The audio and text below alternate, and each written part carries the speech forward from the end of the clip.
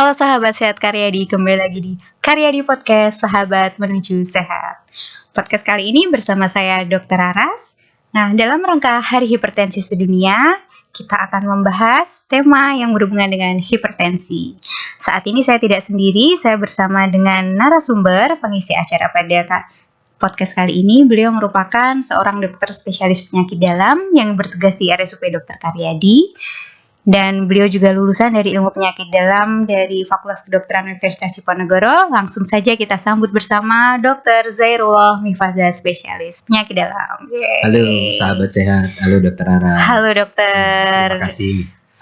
Agak panjang ini namanya. Sebaiknya dipanggil siapa dokter? Dipanggilnya Dr. Faza saja. Baik, Dr. Faza, ini kan kita sedang dalam Hari Hipertensi Sedunia nih dokter. Ya. Nah, jadi pada podcast kali ini kita akan membahas tentang hipertensi. Oke. Sebenarnya hipertensi itu apa sih dokter? Ya, jadi hipertensi ini merupakan suatu kondisi ya di mana tekanan darahnya itu meningkat. Ya, meningkatnya berapa? Jadi kalau tekanan darahnya itu sudah lebih dari 140/90, maka seorang itu dikatakan menderita hipertensi seperti itu. Ya. Nah, kalau seseorang itu bisa hipertensi, berarti ada nggak dokter hal-hal apa saja yang memungkinkan membuat seseorang itu jadi punya faktor risiko untuk memiliki hipertensi? Ya, baik. Jadi hipertensi itu memang banyak ya faktor risikonya, dia multiple risk factor ya. Di antaranya ya memang pertama yang bisa dimodifikasi. Apa aja yang bisa dimodifikasi? Satu, exercise. Jadi rata-rata memang populasi atau orang yang mengalami hipertensi itu dia low exercise, artinya dia yang jarang olahraga, gitu ya. Aktivitas fisiknya tidak cukup, ya. Misalnya dikatakan cukup itu berapa? 3-5 kali seminggu, di mana masing-masing sesinya itu 30 menit, seperti itu dikatakan cukup. Itu yang pertama, jadi low exercise. Yang kedua berkaitan dengan diet. Ya, pengaturan pola makan, ya. Apa aja sih pola makan yang menyebabkan risiko terjadinya hipertensi? Misal salah satu contohnya adalah konsumsi garam yang berlebihan. Jadi ternyata memang konsumsi garam yang berlebihan itu meningkatkan risiko hipertensi, ya. Garam tipe apapun, model apapun dan jenis apapun, ketika dia dikonsumsi secara berlebihan itu menjadi faktor risiko untuk terjadinya hipertensi. Makanan-makanan yang lain, misalnya makanan yang mengandung kadar lemak yang tinggi, kolesterol jahat ya, bahasa awamnya seperti itu, lalu kemudian gula yang tinggi, itu juga risiko untuk terjadinya hipertensi. Ya. Oke, itu berarti faktor risiko yang bisa diubah ya dokter? Ya. Kalau faktor risiko hipertensi yang tidak bisa diubah dokter? Ya, yang tidak bisa dirubah tentu hipertensi ini memang kadangkala mungkin bahasa awamnya genetik ya. Jadi secara genetika itu memang ada beberapa populasi yang dia lebih beresiko untuk terjadinya hipertensi, itu satu. Yang kedua berkaitan dengan jenis kelamin ya. Untuk jenis kelamin laki-laki memang dia lebih tinggi untuk terjadinya hipertensi pada usia di bawah 40 tahun. Namun ketika usia lebih dari 40 tahun ternyata perempuan yang lebih tinggi ya. Terutama yang populasi perempuan yang atau wanita yang memang dia sudah menopause, itu dia memiliki resiko lebih tinggi untuk terjadinya hipertensi. Oke, jadi faktor risiko dari hipertensi sendiri ada yang bisa diubah dan tidak bisa diubah. Nah, kalau seseorang itu sudah menderita hipertensi, biasanya yang dikeluhkan apa dokter? Ya, secara umum memang gejala dan tanda hipertensi itu tidak spesifik dokter Aras. Artinya tidak semua orang itu kalau dia mengalami hipertensi pasti memunculkan suatu keluhan dan tanda klinis. Tidak semuanya. Kadang-kadang tiba-tiba saat medical check up seperti itu, tiba-tiba tensinya tinggi gitu. Atau kalau memang ada gejala biasanya berkaitan dengan rasa ngeluhkan pusing gitu ya. Terus kemudian leher kaku ya. Atau gejala-gejala yang merupakan komplikasi hipertensi seperti misalnya berkaitan dengan komplikasi jantung, misalnya sesak nafas, lalu kemudian dadanya berdebar-debar. Kalau sudah lebih komplikasinya lebih hebat lagi, misalnya berkaitan dengan gangguan saraf ya, akibat komplikasi stroke, mungkin stroke perdarahan itu juga bisa. Jadi pada prinsipnya memang mayoritas itu ya, kita bilang mayoritas hipertensi itu tidak memunculkan suatu keluhan gitu ya. Ya kalau misalnya memunculkan suatu keluhan ringan-ringan aja, mungkin kayak nyeri kepala, kaku di leher, tapi bisa sampai berat seperti keluhan tadi, jantung berdebar-debar, sesak nafas. Ya. Iya dokter. Jadi karena hipertensi ini sebenarnya keluhannya minimal atau bahkan mungkin sahabat sehat tidak merasakan keluhan. Jadi kita harus kapan dokter waktu yang tepat untuk ini sepertinya saya harus memeriksakan tekanan darah saya gitu. Ya. Jadi pada prinsipnya gini, memang mencegah itu lebih baik dibandingkan dengan mengobati gitu ya, itu prinsip yang pertama. Yang kedua, selain itu adalah bahwa mendeteksi ya, deteksi dini untuk terjadinya hipertensi itu juga salah satu strategi upaya kita untuk menekan angka hipertensi. Sehingga apabila kita memiliki faktor-faktor resiko yang tadi saya sebutkan, misalnya secara genetik keturunan, ada orang tua, kakek, nenek, dan seterusnya menderita hipertensi, lalu kemudian sesuai dengan tadi laki-laki dan perempuan komposisinya, kemudian pola makan kita, misalnya kita sering goreng-gorengan, makan makanan yang asin ya, begadang mungkin minum stresor kopi tinggi, atau usianya sudah mulai bertambah, misalnya taruhlah udah lebih dari 30 tahun, 40 tahun dan seterusnya, kita harus memang paling tidak rutin untuk memeriksakan tensinya gitu. Paling tidak sebulan sekali kalau memang belum menderita hipertensi, itu paling tidak kita tahu bagaimana posisi tekanan darah kita. Jadi untuk screening awal mungkin ya dokter, awal, itu betul. 1 bulan sekali sahabat sehat bisa melakukan pemeriksaan tekanan darah. Ya. Di mana nih dokter? Ada tempat yang disarankan atau bisa di? Ya, sebetulnya sekarang kalau kita mau cek tekanan darah gitu, kita tidak harus datang ke rumah sakit ya, tidak harus datang ke fasilitas pelayanan kesehatan seperti puskesmas, klinik. Saya kira sekarang juga kita bisa melakukannya itu di rumah gitu, asalkan cara untuk melakukan pemeriksaan tekanan darah itu sudah sesuai dengan apa yang dianjurkan. Jadi boleh di mana aja dokter Haras ya. Cuma nanti memang cara-caranya itu yang harus dipelajari, tentu tidak tidak sembarangan ya caranya, artinya harus sesuai dengan anjuran yang sudah ditetapkan gitu. Sebagai contoh misalnya, Iya boleh dokter. Ini kan supaya gambaran sahabat sehat memahami cara mengukur tekanan darah yang benar. Ya, sebagai contoh misalnya sebelum melakukan pemeriksaan tekanan darah, orang tersebut itu harus istirahat yang cukup. Ya, paling tidak melakukan aktivitas yang moderate to severe, artinya berat, sedang ke berat itu ya, selama kurang lebih minimal 5-10 menit. Ya, itu satu. Yang kedua juga pasien itu tidak mengkonsumsi kafein 30 menit sebelumnya ya. Karena apa? Karena kafein itu mempengaruhi tekanan darah. Lalu kemudian hal-hal yang lain, stop merokok, istirahat yang cukup sebelumnya. Nah, itu persiapannya. Lalu bagaimana dengan pemeriksaannya? Contoh sederhana misalnya pemeriksaannya, apakah boleh di kanan, boleh di kiri, boleh dua-duanya. Ya, prinsipnya memang keduanya ada bedanya, tapi ya rata-rata tidak lebih dari 10 mm air raksa gitu ya. Boleh. Posisi harus duduk, lalu kemudian senyaman mungkin dengan badan bersandar gitu. Itu cara yang dianjurkan. Dan saat dilakukan pemeriksaan tensi tidak perlu berbicara terlalu berlebihan, cukup diam saja, lalu kemudian tangannya ditaruh di atas meja ya, seperti ini boleh ya. Prinsipnya sejajar dengan posisi jantung. Ya, kaki menempel di lantai dan seterusnya. Itu anjuran-anjurannya. Dan paling tidak dalam melakukan pemeriksaan tekanan darah itu dilakukan ya minimal 2 kali ya. Sehingga diambil rata-rata atau kira-kira trennya bagaimana. Itu mungkin salah satu tips untuk bagaimana kita melaksanakan atau mengukur tekanan darah.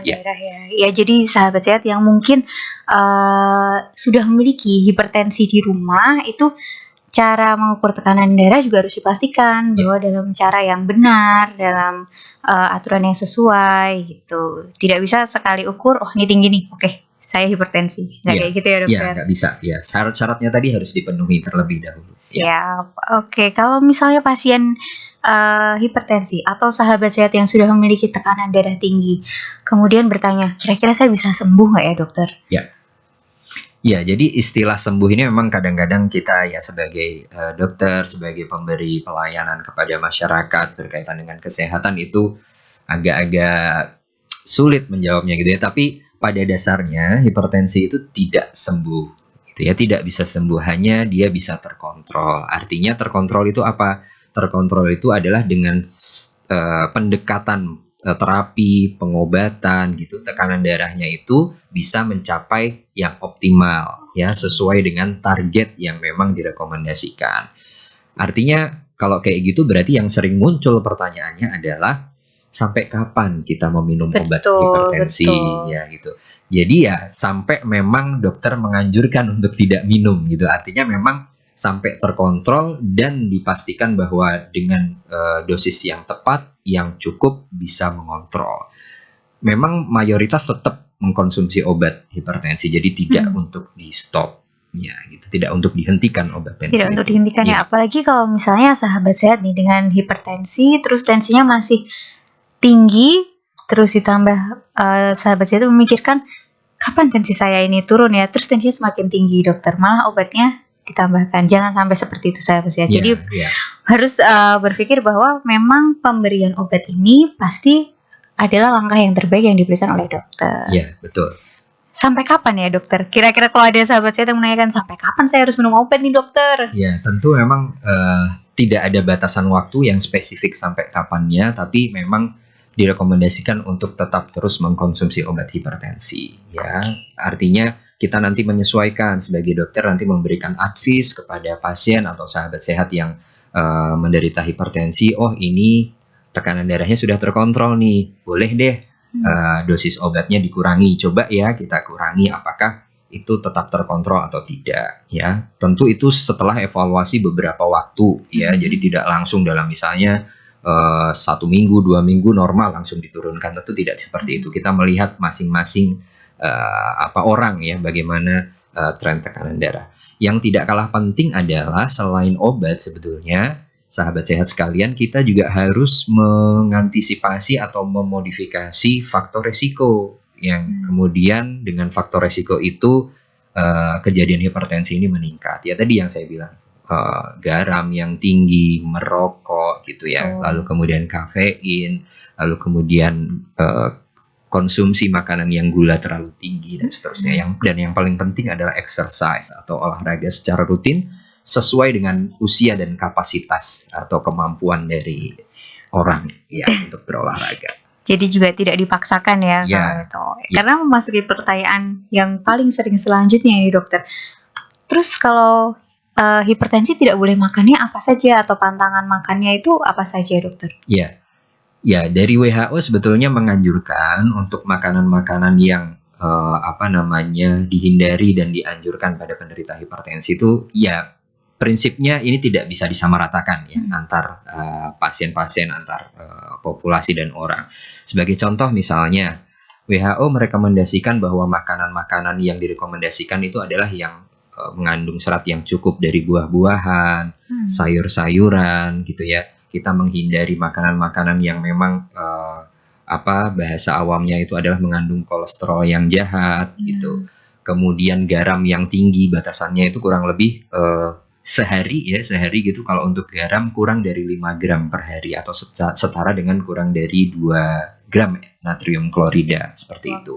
Jadi makanan-makanannya adalah yang memang dianjurkannya seperti itu gitu. Tapi tentu kita harus lihat misalnya si penderita hipertensi ini sudah mengalami komplikasi, misalnya taruhlah penyakit ginjal kronik. Tentu berbeda penyakit ginjal kronik. Sebagai contoh, penyakit ginjal kronik salah satu hasil klinisnya atau laboratoriumnya yang muncul adalah kadar kalium yang tinggi. Nah, tentu kita harus itu menyesuaikan bahwa kalium itu banyak terdapat di buah-buahan.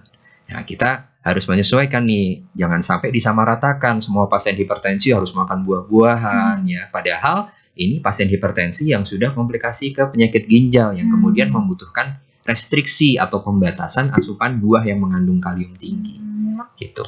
Jadi pada prinsipnya untuk anjurannya ya, bagi sahabat sehat yang sudah menderita hipertensi, kontrol dan minta advis ke dokter. Karena dokter ya sebagai tenaga kesehatan yang memberikan pelayanan ya, khususnya dokter-dokter di Karyadi itu tahu persis bagaimana kondisi-kondisi setiap pasien dan tentu treatmentnya akan berbeda-beda. Oke, jadi ada nih dokter, misalnya sahabat sehat yang mungkin juga berpikiran untuk jadi kalau makan tidak boleh sama sekali garam, itu berarti nggak benar ya dokter? Tidak, bukan tidak boleh, cuma kadarnya memang dikurangin. harus diatur. Ya. Terus yang selanjutnya dokter tadi menyampaikan pertanyaan juga dari salah satu sahabat sehat, misalnya sahabat sehat ingin menambahkan seperti minuman-minuman yang bisa menurunkan tensi, yang kalau yang di masyarakat itu seperti jus timun, jus seledri, itu bisa menggantikan obat tensi tidak dokter? Yes, ya saya kira kalau menggantikan tidak ya, jadi memang tetap tetap harus rutin meminum obat hipertensi. Sampai saat ini belum ada studi seperti itu yang kemudian bisa menemukan apakah sayuran ini, jus ini dan lain sebagainya itu sebagai langkah strategi atau treatment untuk penderita hipertensi. Saya kira kalau menggantikan tidak. Jadi itu kita masuk ke pembahasan mitos dan fakta tentang hipertensi, dokter. Oke, yang pertama tadi sudah dijawab oleh dokter Faza, bahwa jus dari buah-buahan maupun sayuran itu tidak berarti menggantikan dari kebutuhan terapi untuk hipertensi. Nah, yang mitos selanjutnya ini dokter, apabila pasien yang memiliki hipertensi itu dia menggunakan garam yang dijual di masyarakat yang bertuliskan sea salt atau Himalayan pink salt, itu bagaimana ya dokter? Ya, prinsipnya mengenai pengaturan garam itu bukan ke jenis prinsipnya ya, tapi ke dosis. Artinya kandungannya seberapa besar, seberapa tinggi gitu. Jadi tidak ada bedanya antara tipe-tipe garam dengan kejadian hipertensi. Hanya saja memang dosisnya seperti tadi yang saya sampaikan ya, tidak boleh sehari lebih dari 5 gram seperti itu. Oke, jadi untuk jenis garam apapun yang sea salt, pink Himalayan salt, ada lagi satu dokter, low sodium salt, low SOSA. Itu masih bisa ditoleransi atau sama saja dokter? Saya kira masing-masing tipe garam itu memiliki kandungan-kandungan berapa gram garam per gram garam itu ada kandungan natrium kloridanya berapa. Nah, itu barangkali mungkin bisa disesuaikan ya. Kalau misalnya anjurannya itu adalah 5 gram garam setara dengan 2 gram NaCl, nah itu tinggal disesuaikan saja. Oke dokter, jadi tetap diperhatikan, bukan berarti tidak boleh sama sekali ya dokter. Kemudian untuk mitos selanjutnya, apakah minum kopi bisa menyebabkan hipertensi dokter? Ya, memang tadi seperti yang saya sampaikan di awal ya dokter Aras, bahwa sebelum kita melakukan pemeriksaan tekanan darah, baiknya dalam 30 menit sebelum kita melakukan pemeriksaan kita tuh harus bebas ya dari minum kafein ya, atau kafein itu kan kandungannya ada di dalam kopi. Jadi memang secara direct ya, kafein itu bisa menyebabkan peningkatan tekanan darah ya. Jadi di saraf kita itu ada 2 ya, ada saraf simpatis dan juga saraf parasimpatis. Di mana kafein ini memang kecenderungannya adalah menstimulus atau memacu kerja dari saraf simpatis. Nah, kerja saraf simpatis ini kemudian akan memacu kerja dari jantung. Nah, itu akan meningkatkan tekanan darah kita. Pun ada studi sebetulnya yang menyampaikan bahwa ternyata kafein itu memiliki efek protektif terhadap jantung. Tapi dilihat dari studi itu disampaikan bahwa itu tergantung pada jenis kafeinnya, artinya sejenis kopi, terus lalu bagaimana cara penyajiannya, yang memang ya tentu antara yang misalnya gula yang tinggi dengan yang low sugar itu juga tentu berbeda. Jadi tergantung tipe kopinya. Tapi secara umum kafein itu menyebabkan peningkatan tekanan darah. Oke, tapi untuk menjawab minum kopi menyebabkan hipertensi tetap tergantung tadi ya dok, jenis kafeinnya itu. Oke, yang mitos yang terakhir yang perlu kita klarifikasi nih ke Dokter Faza, hipertensi itu tidak bisa dicegah. Jadi kalau misalnya orang itu ditakdirkan hipertensi, dia akan hipertensi. Oh, ya.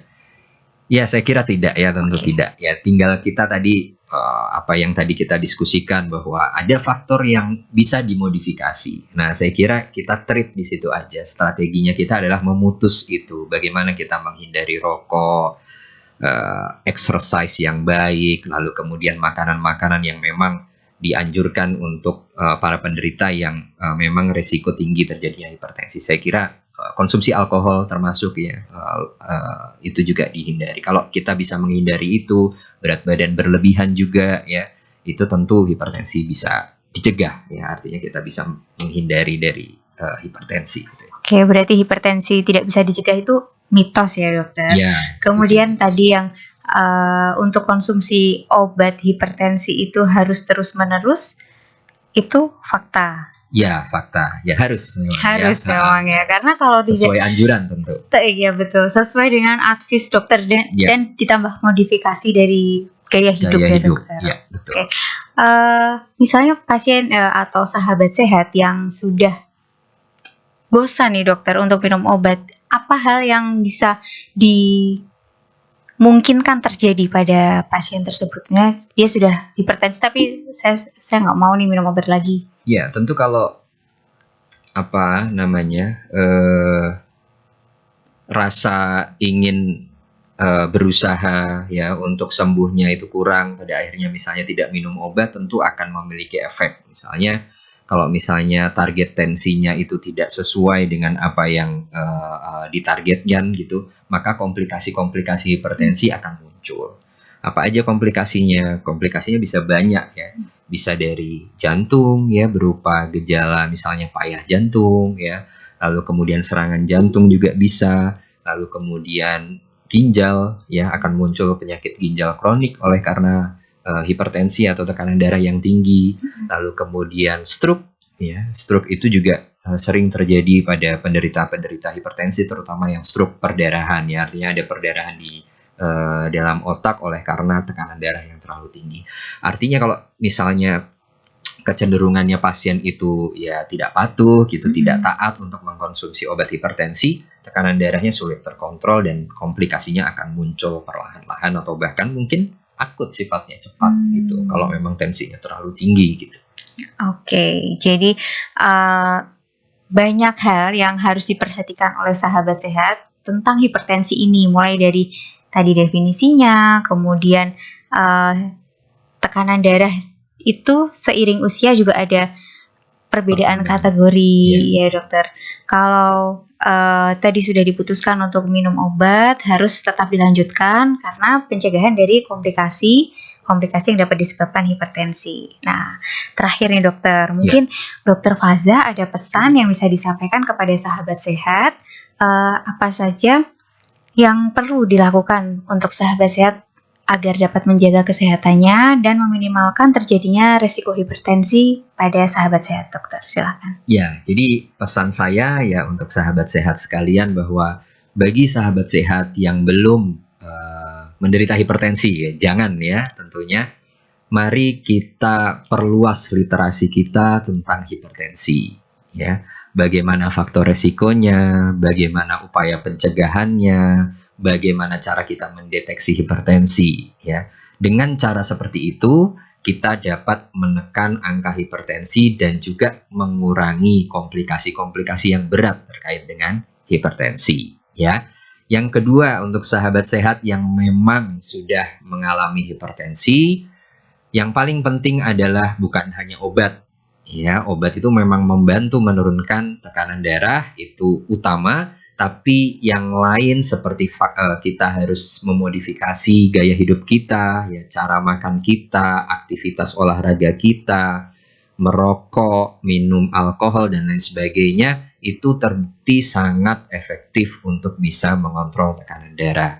Jangan putus asa untuk ikhtiar untuk berusaha supaya tekanan darah kita terkontrol, karena dengan cara seperti itu kita bisa menekan komplikasi hipertensi.